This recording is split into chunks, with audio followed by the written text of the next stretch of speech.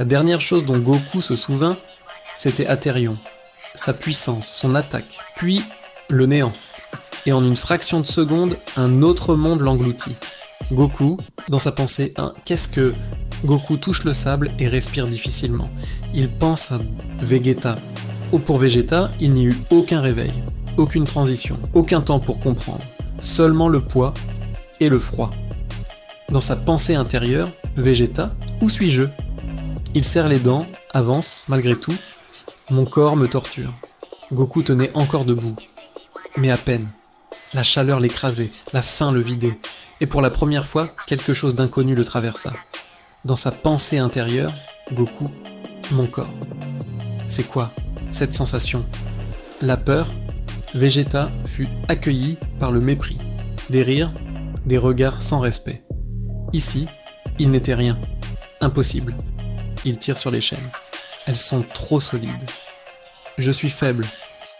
Nourri et logé, Goku retrouvait un peu de force. Quand un objet tomba, instinctivement, il voulut aider. Mais son corps ne le suivait pas. Pensée intérieure. Goku, je n'y arrive pas. Il vacille légèrement, regarde l'enfant. Toi, tu le prends si facilement. Vegeta osa protester. Un éclat de colère dans un monde de glace et de mépris. Mais avant même que ces mots ne résonnent, un poing s'abattit sur lui. Il s'écroula, la douleur, totale, la honte, immédiate. Moi, prince des Saiyans, réduit à ça. Malgré ses faiblesses, Goku fut accueilli. Ses habitants, si différents, venaient d'un autre monde. Et pourtant, ils se ressemblaient tellement, comme si leur beauté et leur bonté étaient faites pour lui. Merci, je me sens comme chez moi avec vous. C'est étrange, mais j'ai l'impression de vous connaître. Allongé dans la neige, il comprit enfin, il n'avait plus le contrôle. Il serait vendu. Esclave, pour la première fois de sa vie, la force et le rang ne signifiaient rien. Autour de lui, les rires et les moqueries n'étaient qu'un écho. Son esprit était ailleurs. Goku, où es-tu ? Que fais-tu maintenant ? Les jours et les semaines, les mois et même les années passèrent. Vegeta dormait avec les animaux, travaillait sans relâche et son corps s'atrophiait sous l'effort. Chaque jour était une lutte pour simplement survivre. Combien de temps vais-je rester ainsi, à travailler, à survivre, à dépérir ? Et Goku, où est-il ? Que fait-il maintenant ? Chaque année, le monde se rassemblait pour le tournoi. Goku, entouré de ses nouveaux amis, se tenait sur le terrain. Il n'avait aucun pouvoir ici. Et pourtant, son esprit brûlait.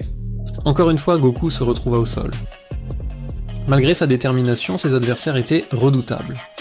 Il n'avait jamais réussi à passer le premier tour, et chaque année c'était la même chose. Mais il ne se laissait pas abattre. Chaque chute était un apprentissage, un pas de plus vers la maîtrise de lui-même. Encore, je ne veux pas perdre, mais ils sont forts. Ce n'est pas grave, je me relèverai, encore et encore. Le tournoi de ce monde n'avait rien d'honorable, Vegeta n'avait même pas l'honneur de combattre de vrais guerriers. Chaque combat était secondaire, face à des esclaves comme lui, une épreuve de patience, de résistance, mais jamais de gloire. Moi, Vegeta, prince des Saiyans, réduit à ça, à me battre contre des faibles. Après tant d'années d'efforts et de patience, Goku remporta enfin son premier combat. Un éclat de joie illumina son visage, un bonheur qu'il n'avait jamais connu auparavant. Oui, j'ai gagné, je me suis surpassé, et c'est merveilleux de partager ça avec eux. Debout dans ce monde froid, Vegeta comprit enfin.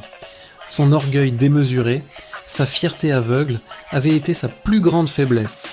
C'était pour cela qu'il n'avait jamais pu surpasser Goku. La population l'acceptait enfin, mais pas comme un égal. Et dans un sourire ironique, il se moqua de lui-même, libre du poids de sa vanité.